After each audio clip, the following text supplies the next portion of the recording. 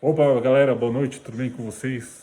Meu nome é Jean, tenho 25 anos, tô criando esse canal aí, né, para falar sobre umas curiosidades sobre futebol. Já tinha esse projeto há algum tempo na minha cabeça para poder ser criado, só tava esperando o momento certo, né? E agora eu tô aqui. O nome do canal é Fute Jean. Vou trazer algumas curiosidades, alguns pontos sobre futebol, sobre o que tá acontecendo no mundo da bola, sobre história sobre futebol. E eu vou começar meu primeiro episódio falando sobre algo que está agora em alta, né? Que é Copa do Mundo. Como vocês sabem, dia 11 agora começa a Copa do Mundo nos Estados Unidos, no México e no Canadá. E eu preparei um tema especial sobre isso. Eu sempre fui apaixonado por futebol, sempre gostei de assistir jogos e andei pesquisando um pouquinho. Tanto que eu tenho um caderno aqui, ó, com algumas anotações que eu fiz sobre a Copa, né? E sobre o tema que eu vou tratar hoje, que eu vou falar aqui pra vocês daqui a pouco. Então, vou fazer tipo um ranking. Nesse primeiro programa, eu vou fazer um ranking dos maiores jogadores da história das Copas. Peguei os 20 maiores. Aí eu listei, pesquisei curiosidades, fui assistir alguns jogos para poder saber qual que seria a minha lista e qual que seriam as minhas regras, os meus fundamentos para poder chegar nessa lista. O que eu priorizei nessa lista? Jogadores que foram campeões do mundo. Jogadores que foram campeões do mundo tiveram atuações em altíssimo nível durante a Copa, que tiveram jogos especiais, que marcaram história, que tiveram grandes relevâncias dentro da Copa. E que tiveram bastante gols e bastante assistências também, ou senão que foram importantes para suas seleções, que tiveram uma importância super grande para o desenvolvimento da Copa. E é isso que eu vou trazer hoje. Vou já de antemão trazer dois pontos. Primeiro, vai ter dois jogadores aqui nessa lista que não foram campeões do mundo, mas tiveram umas participações históricas na Copa. E já já vocês vão entender quem são esses jogadores e por que eles foram escolhidos. Outro ponto que eu ia falar, eu peguei as cinco seleções. Não, cinco não, né? É o Brasil que tem 5 títulos, a Itália que tem 4, a Alemanha que tem 4, a Argentina que tem 3, a França que tem 2, o Uruguai que tem 2, a Espanha que tem 2 e a Inglaterra que tem 2. Ou seja, são 8 seleções. Das 8 seleções eu peguei pelo menos um de cada um. Então, tipo assim, eu priorizei aquelas que já tem mais história dentro das Copas, por exemplo, o Brasil, a Argentina, essas seleções que tem mais história na Copa, né? Que tiveram mais participações, obviamente, porque aí dá pra tirar mais craques, até porque eles tiveram mais craques também envolvidos nessas Copas, então essas são as minhas regras para selecionar essa lista.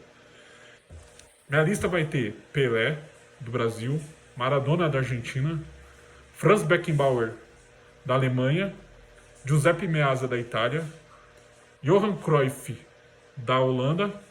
Aí aqui vem o ponto que eu disse sobre os jogadores que não foram campeões do mundo, que aí eu vou explicar depois por quê. Zidane, da França, Emmanuel Garrincha, do Brasil, Lionel Messi, da Argentina, Gerhard Müller, o Gerhard Müller é de lá de trás, da Alemanha, Gianluigi Buffon, Griezmann, Casillas, Ronaldo, Matheus, Di Maria, Bob Charlton, Didia, Paulo Rossi, Mbappé e Cristiano Ronaldo, certo? Essa é a minha lista. Aqui eu tô com alguns dados aqui, ó, sobre eles e eu vou passar aqui para vocês. Detalhe, relevância histórica dentro da Copa, ou seja, a pessoa pode ter tido apenas um título, se quer, né? Mas dentro desse título ele foi relevante. Então, para isso que eu selecionei. Tem 8 seleções campeões do mundo e eu peguei pelo menos um jogador de cada. Vai ter algumas que vai ter 2, outras que vai ter 3, outras que vai ter 4. Então eu fui selecionando. Aí eu vou explicar aqui o porquê. E vou explicar a relevância deles dentro da Copa, certo? Vamos lá. Em 20º lugar, eu escolhi o Cristiano Ronaldo. Ah, mas por que o Cristiano Ronaldo ficou em 20º lugar? Seria um do top 3 maiores jogadores da história do futebol.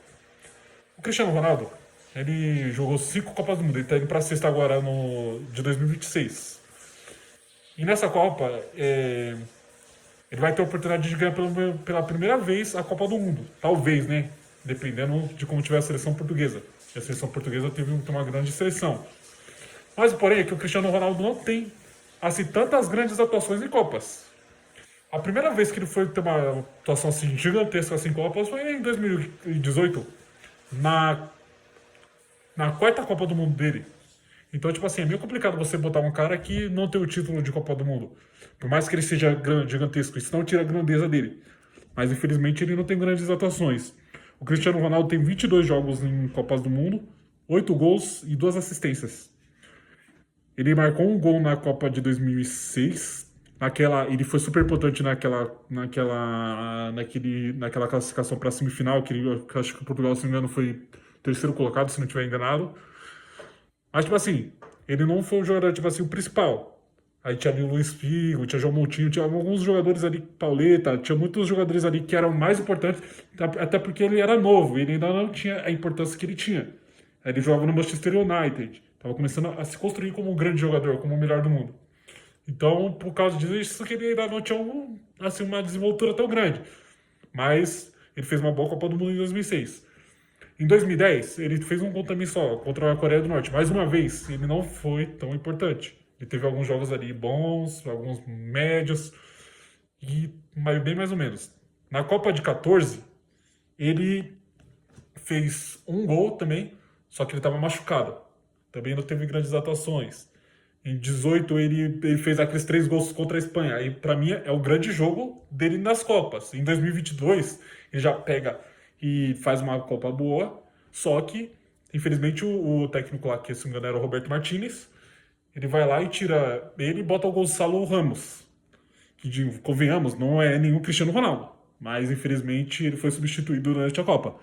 Então, então, pra mim, por causa disso que eu deixo o Cristiano Ronaldo. Mas se por acaso o Cristiano Ronaldo chegar a vir e ganhar uma Copa do Mundo, aí, ó, pra mim, eu acho que já mudou a história.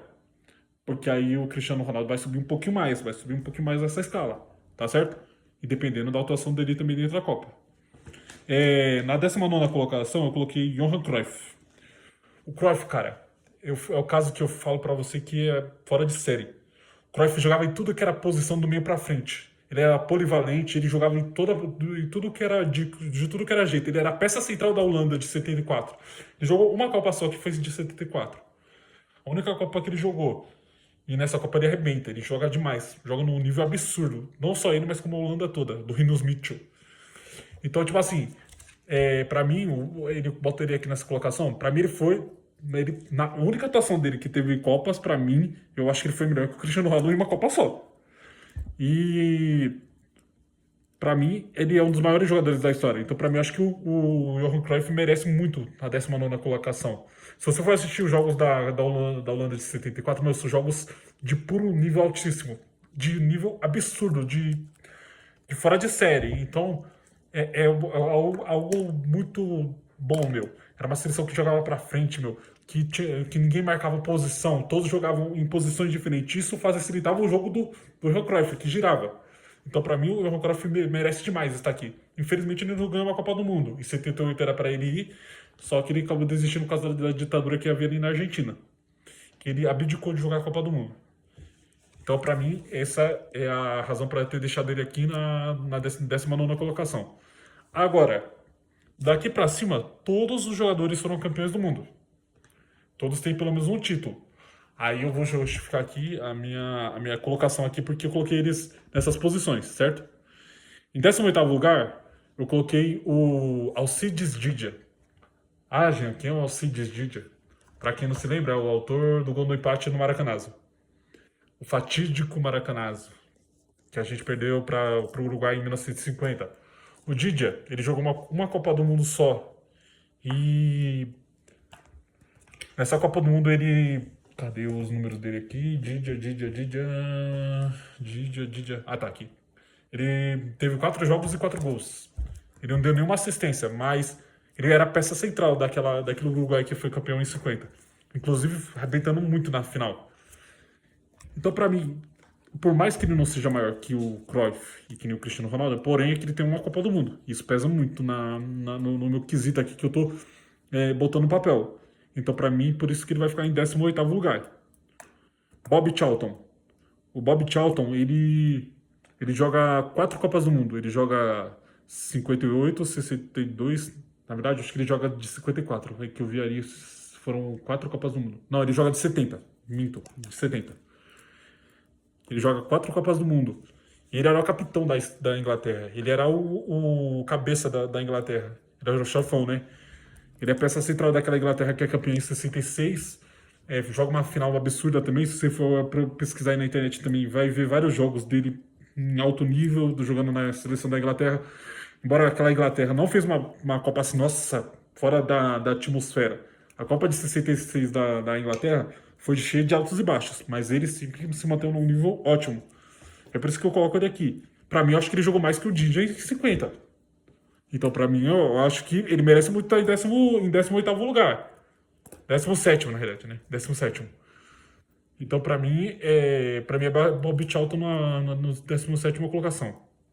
16º colocado. Aí, pra mim, é um cara que tem umas lembranças muito ruins dele em Copas, né? É um cara que chega a dar até um friozinho na espinha quando a gente fala desse cara. Que o nome dele é Paulo Rossi. Quem não lembra do senhor Paulo Rossi, né? Ele jogou 3 Copas do Mundo. Na Copa do Mundo que ele foi campeão, ele tava com um problema lá de esquema de aposta, que ele foi quase cortado da Copa, que ele quase não pôde jogar a Copa, mas ele conseguiu eliminar para jogar a Copa do Mundo de 82. E ele é o artilheiro da Copa de 82. E eleito também o melhor jogador. Meu, com muito mérito mesmo. O cara chega nas quartas de final contra a seleção brasileira, marca 3 gols numa seleção que era tricampeã mundial.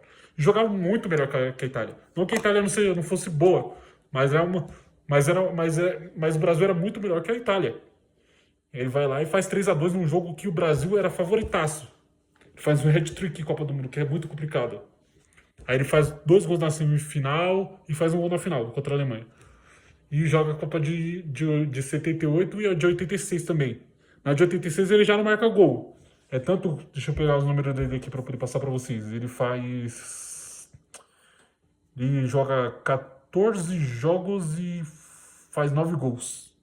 Ele faz 3 gols na Copa de 78 e 6 na Copa de 82. Então ele é artilheiro de uma Copa e eleito o melhor jogador, em muitos méritos. Ele tem um nível altíssimo jogando contra o Brasil. A semifinal que eu não tô recordando contra quem que foi. Mas a final ele joga contra a Alemanha, faz uma final excelente também. Eu acho que ele merece muito estar acima do Bob Charlton, do Didia, do Cruyff, em questão de Copa do Mundo. Por conta que ele tem um título de Copa do Mundo e ele foi o principal jogador da seleção italiana naquela Copa. Embora tinha Altobelli, tinha uma porrada de jogador que era muito bom. Mas o Paulo Rossi foi peça central. E mesmo quase não indo pra Copa, né? Ele era jogador da Juve naquela época. Então vamos seguir aqui com a lista pra gente não perder muito tempo. Em 15º lugar, eu coloco outro italiano também, que pra mim é um dos maiores da história do futebol italiano. Talvez você não conheça tanto, né? Porque é mais quem gosta tipo assim, de pesquisar, de saber de história de futebol. E também porque não tem muitas informações por causa da época. É o Giuseppe Meazza. Já que é o Giuseppe Meazza. O Giuseppe Meazza é um jogador que jogou na década de 30 na Inter de Milão. Ele é dos maiores ídolos da história da Inter de Milão. Ele é jogador da Itália, que foi campeão em 34 e 38. Ele jogou 2 Copas do Mundo e foi campeão nas duas. Que naquela Itália, que inclusive ganhou em casa em 34 com o Benito Mussolini, né? Praticamente mandando na Copa, né? Fazendo a Itália ser campeã na final. Ele é a peça central também da Itália. Ele era um meio armador que jogava absurdamente. Na história das Copas, ele joga. Cadê os números dele aqui? Giuseppe Meazza. Ele joga 9 jogos e marca 3 gols. Aí você fala, é poucos gols. Mas ele joga num nível absurdo, cara. Ele era o capitão, era o chefe do time. E ele era o grande jogador. Era a esperança de armações de gol, de jogadas impressionantes. Ele era o cara. Então, tipo assim, ele para mim foi mais importante que o Paulo Rossi. O Paulo Rossi ele era matador. Já o Giuseppe Meazza ele era a peça central do time. E ele joga duas Copas no nível absurdo. Uma delas ele é melhor jogador, e na outra ele não é melhor jogador, mas pra mim eu acho que merecia também. Que faz 2 gols na de 34 e um na de 38. Eu espero que eu não esteja passando as informações erradas, que foi o que eu lembro que eu pesquisei. É que não dá pra poder sair do celular pra poder, pra poder ver lá, mas eu acho que se não é isso. Então, pra mim, isso é a minha justificativa pra deixar ele no 16º lugar. 15º. Em 14º, eu deixo um dos caras também que, pra mim, ele é um dos melhores goleiros da história do futebol. Ele tem atuações impressionantes, inclusive uma Copa que é pra ser chamada de sua. Ah, outro detalhe também que eu trouxe pra essa escolha dos melhores da Copa. É uma Copa pra se chamar de sua. O Cruyff teve uma Copa pra ser chamada de sua. O Charlton talvez, mais ou menos, mas ele foi peça central. O Paulo Rossi teve a Copa para ser chamada de sua em 82. O Meazza teve uma Copa de 34 para ser chamada de sua. E o Casillas também teve uma Copa para ser chamada de sua. Por isso que eu coloco ele aqui na 14ª colocação. Porque o Casillas, ele joga a Copa de 2002, 2006, 2010 e 2014. Joga 4 Copas do Mundo.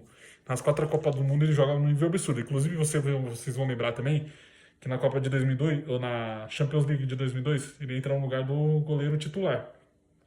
Aí ele entra no lugar do goleiro titular e arrebenta na final. Aí ele joga a Copa de 2006 junto com a Espanha, que ainda não se número uma Copa assim muito, né? Mas a Espanha chega, se não me engano, nas quartas. E aí, não, nas oitavas, minto. Nas quartas eles caíram na de 2002. E na de 2006 ele chega nas oitavas. Aí tem a Copa de 2010, né? Que a Espanha era fenomenal, sinceramente. Ah, mas tinha Iniesta, tinha Xavi, tinha Fábregas. Meu, esses todos jogaram muito bem. Mas se não fosse pelo Casillas, não chegava na final. Ele faz uma partidaça contra o Paraguai nas quartas de final, onde que defende o pênalti do Paraguai, que eu esqueci o nome dele agora. E faz uma final impressionante, meu. Ele cata 2 bolas do Robin que foi, assim, em alto nível, cara. Então, pra mim, ele merece muito, muito estar nessa colocação 14ª. Então, pra mim, e na verdade, de 2014, ele já não tava, assim, jogando muito bem. Ele tava mais ou menos, assim, tava indo capengando. E ele joga, né, nas histórias das Copas, ele joga 17 jogos no total. Na 13ª colocação, eu vou colocar aqui o Buffon. O Buffon, meu, pra quem sabe, o Buffon, ele é também alto nível. Alto nível máximo, assim. O Buffon, ele pra mim, é o segundo maior goleiro da história. É um goleiraço, meu. Faz defesas impressionantes. É talvez o maior jogador da história da Juve. Tem algumas disputas ali, né? Mas entre goleiros da história da Juve, pra mim, ele é o melhor. Ele é o cara que, pra mim, arrebenta e... Meu, ele tem uma Copa pra ser chamada de sua, que é de 2006, que a Itália é campeã. E pra mim é a Copa dele. Ele joga em nível absurdo também. Faz defesas impressionantes também em vários jogos, principalmente na final, que precisa de mais dele, defendendo o pênalti. Então, pra mim, ele é o 13º colocado. Ele joga ainda de 98, 2002, 2006 e 2010. E 2014. 98, 2002, 2006, 2010 e 2014. Ele joga 5 Copas do Mundo. Ele só não joga a sexta dele em 2018 porque a Itália não é classificada, porque ele ainda jogava em 94, ou em 2018. Ele ainda jogava, então ele só vai para a Copa porque a Itália não se classifica. Mas não foi por culpa dele também. Então por isso que eu boto ele aqui nessa 13ª colocação. Porque ele é um jogador que joga muito na sua Copa. Na 11ª colocação, eu coloquei o Ángel Di Maria. Na 12ª colocação, eu coloquei o Ángel Di Maria. Que é outro jogador absurdo. Nossa, meu, se for falar de Ángel Di Maria, cara, ele é um jogador fenomenal.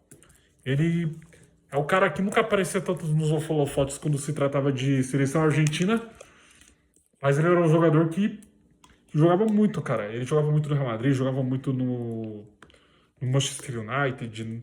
Meu, em todos os clubes que ele jogou muita bola. Mas ele nunca era um jogador que aparecia no forte. Sempre que aparecia no holofote geralmente era o Tevez, era o Messi. Mas, cara, quem viu o Di Maria jogar é impressionante, é fora do comum, é fora do padrão, cara, o que ele jogava. Porque o cara era polivalente também. Ele era um meia, mas que jogava de atacante. Era conhecido pelos seus dribles, era um jogador que jogava demais, cara. Ele em Copas do Mundo, ele tem. Cadê os números dele aqui? Ele tem 18 jogos, 3 gols e 2 assistências. Eu lembro assim do gol que ele fez contra a Suíça na Copa de 2014. Inclusive que isso vai pesar muito também.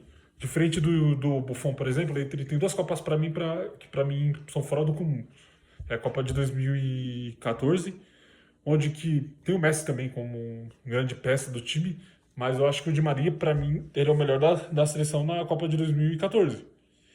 E para mim eu coloco ele nessa colocação por causa disso. Ele faz um gol contra a Suíça, ele se machuca e fica fora da semifinal e da final.